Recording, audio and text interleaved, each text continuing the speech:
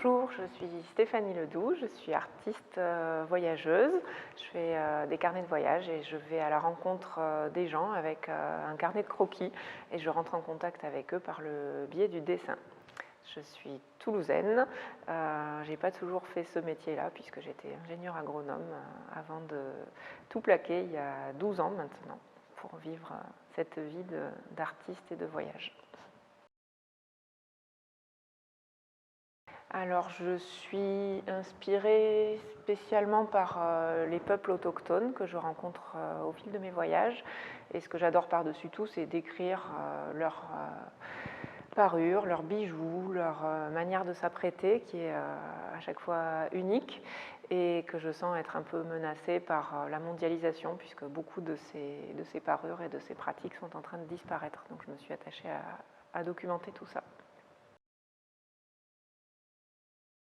Mon actualité, c'est une double exposition à Marmande, donc au musée Marzel et puis à la médiathèque, où je décline plusieurs voyages en Namibie, au Bénin, au Cambodge, en Inde, enfin plein de destinations et où j'expose quelques-uns de mes carnets originaux. Mon rêve d'artiste, il est en train de se réaliser puisque c'était de pouvoir voyager librement dans plein de pays du monde et dessiner et peindre les rencontres que je fais. Et en fait, je m'attelle à réaliser un peu tous les rêves que j'avais enfant.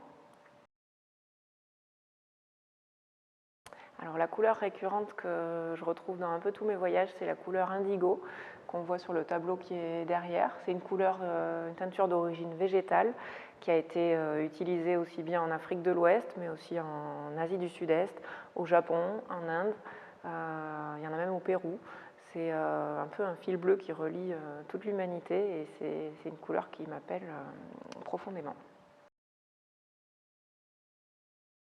Stéphanie, qui a 20 ans, était bourrée de doutes et elle ne croyait pas du tout pouvoir vivre de ses passions, c'est-à-dire le dessin et le voyage. Et je lui dirais d'arrêter de douter et qu'on peut avoir un parcours qui est unique, de ne pas chercher à rentrer dans des boîtes et de croire en ses rêves, puisque les rêves sont accessibles quand on se donne les moyens d'y croire et de travailler pour les atteindre.